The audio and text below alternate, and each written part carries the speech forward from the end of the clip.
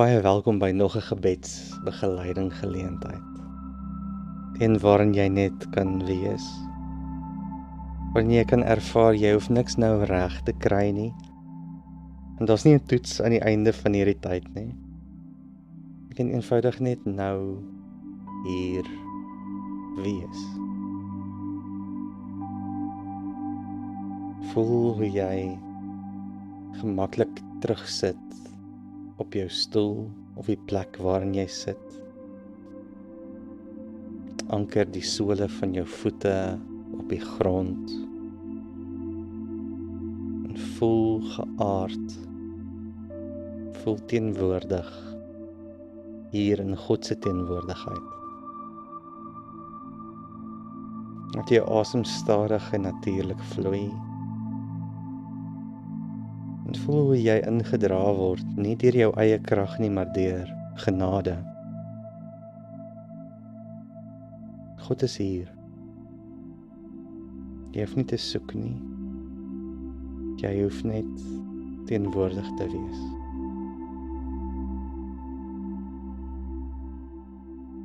Ons voel soms uitgedun. Soos wanneer jy tussen mense staan, maar tog alleen voel. Jy hoor woorde, maar niks bly by jou nie. Jy gee, maar jy weet nie of dit wat jy gee iets vir ander beteken nie. Dalk verlang jy na 'n plek waar jy nie buite soos die outsider voel nie, maar 'n ruimte waar jy deel is. Nie omdat jy iets gedoen het nie, maar omdat jy behoort. As jy al ooit so gevoel het, is jy nie alleen nie. Ek gaan vir ons voorlees uit Johannes 17, vers 20 tot 26. Luister nou stadig na die woorde van Jesus.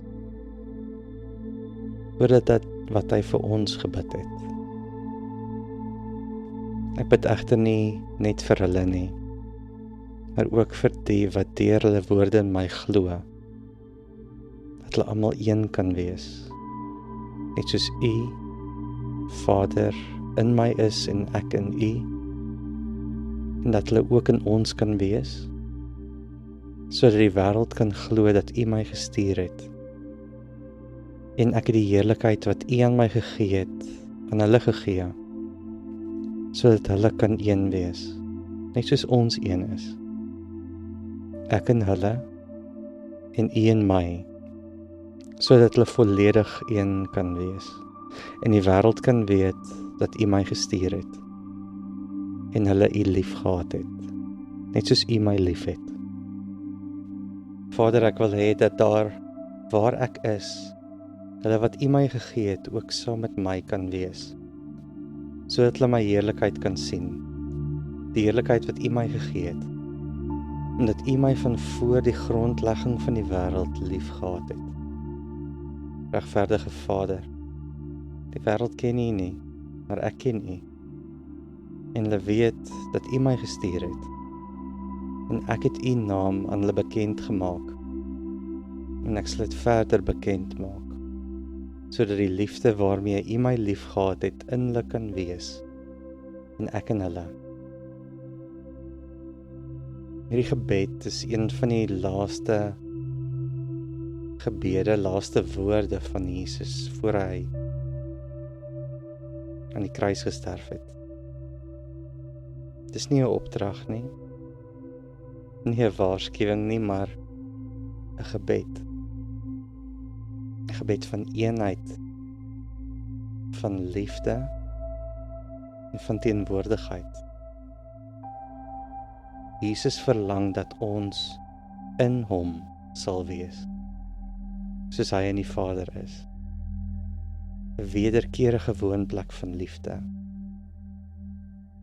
Nie 'n spesiale groepie van regverdiges nie, maar 'n genadige insluiting. 'n Uitnodiging tot tuiskoms. Hoe sou dit voel om te hoor, jy is liefgehê met dieselfde liefde waarmee God die Seun liefhet? Wat as die wêreld God se liefde kan sien? Nie deur ons woorde nie, maar deur ons eenheid, ons aanwesigheid, ons lief hê. Ek wil jou nou nooi tot stilte. En dink saam oor die volgende paar vrae. Waar in jou lewe ervaar jy verdeeldheid? Binne-in of rondom jou?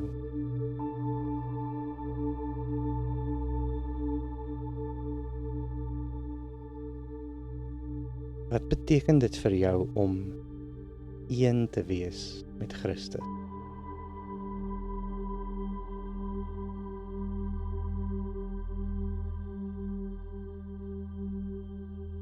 Watter deel van hierdie gebed het jou hart aangeraak?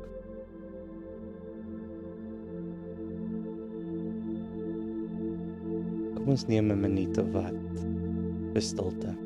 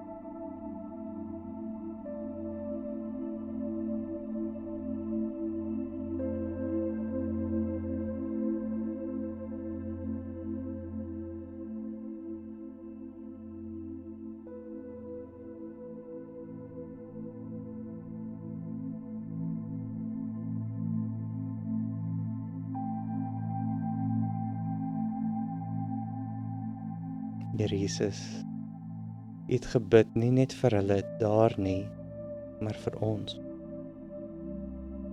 Vir my.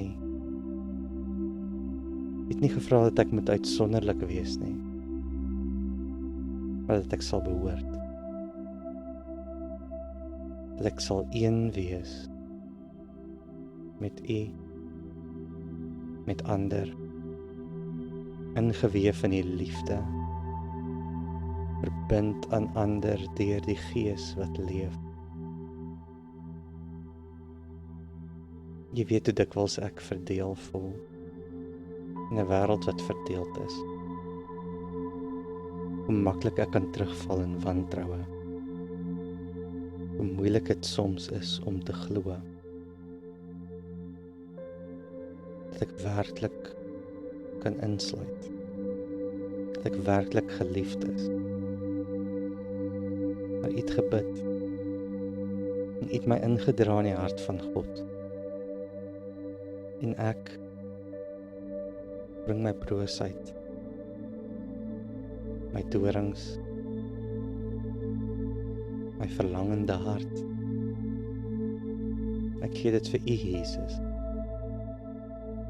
U bid vir my en ek rus in U gebed. Amen. Jy hoef nie nou haastig terug te keer nie. Jy kan nog 'n oomblik hier bly. Jy mag hier rus. Jy mag wees in die liefde waarin Jesus vir jou gebid het. Jy mag eenheid met God ervaar. Eenheid met God se skepping. Rus. Want in hierdie oomblik en vorentoe is God met jou.